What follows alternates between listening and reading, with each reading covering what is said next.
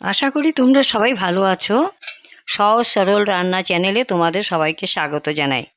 এখন দেখো আঙ্গুর খুব পাওয়া যাচ্ছে, সস্তায় পাওয়া যাচ্ছে। এখন যদি আমরা আঙ্গুরটা যদি একটু কিশমিশ বানিয়ে নিই কিনে, তাহলে কেমন হয়? দেখো আঙ্গুর কিভাবে বানাবো। সারা মতলব অনেক দিন চালানো যেতে পারে আঙ্গুর কিশমিশ দিয়ে।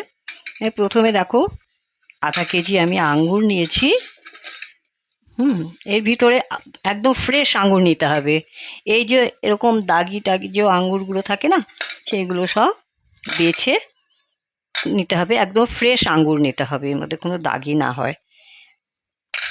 দেখো, তারপরে এর ভিতরে আমি একটু লবণ দিয়ে আর একটু এই জল দিয়ে ভালো করে ধুয়ে নেব। হ্যাঁ, ভালো করে ধুয়ে তারপরে আমি ছেঁকে নিচ্ছি জলটা।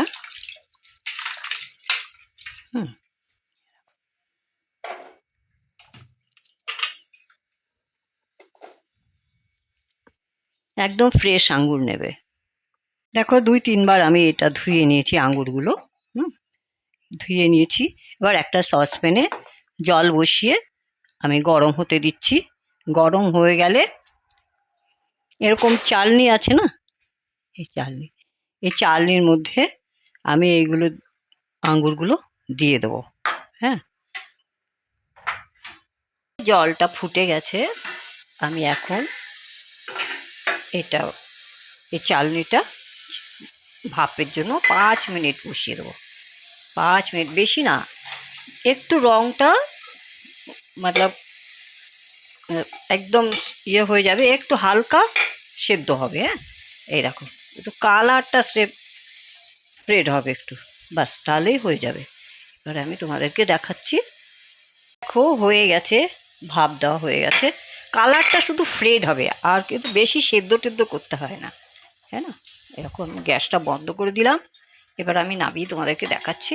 এই দেখো, কালারটা শুধু ফ্রেড হবে, আর কোনো বেশি সেদ্ধ টেদ্ধ করার কোনো ব্যাপার থাকে না। একটা কথা মনে রাখতে হবে, যে গ্রিন কালারের যে আপেলগুলো আছে না, সেই গ্রিন কালারের আপেল যদি তুমি নাও তাহলে কিন্তু টক হবে।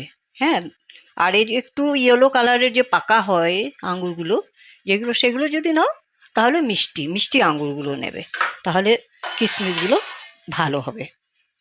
এবার এটা 2 দিনের রোদ্রে শুকিয়ে দিলেই কিন্তু কিশমিশ তৈরি হয়ে যাবে। খুব সহজ বানাও ঘরে বসে বানিয়ে, বাস অনেক দিন অনেক রেসিপিতে চলে, অনেক কিছু তো মানে পায়েসে, তারপরে তোমার কেকে, অনেক রকম জিনিস তুমি ব্যবহার করতে পারবে। এই দেখো, এই যে আমি এই যে থালার মধ্যে দিয়েছি। আবার আমি এটা শুকাতে দেবো। হ্যাঁ, 2 দিন রোদ্রে শুকালেই একদম ঠিক হয়ে যাবে। দেখো আমি বানিয়ে নিয়েছি, 2 দিন বাদে তোমাদেরকে দেখাচ্ছি। দেখো কত সুন্দর হয়েছে দেখো। হ্যাঁ, এইভাবে তোমরাও বানাও আস্তে আস্তে।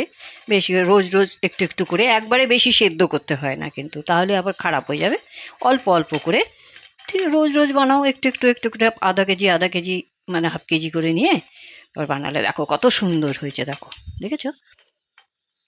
হ্যাঁ না, তো দেখো, তোমাদের যদি ভালো লাগে তাহলে একটা লাইক করো, সবার সঙ্গে শেয়ার করে দিও, যে আর একটা কমেন্ট করে জানাও কেমন হয়েছে। তো বানালে আমরা ঘরেই বানিয়ে মানে ফ্রেশ খেতে পারি। হ্যাঁ না, বাজার থেকে না কিনে আমরা ফ্রেশ খেতে পারি।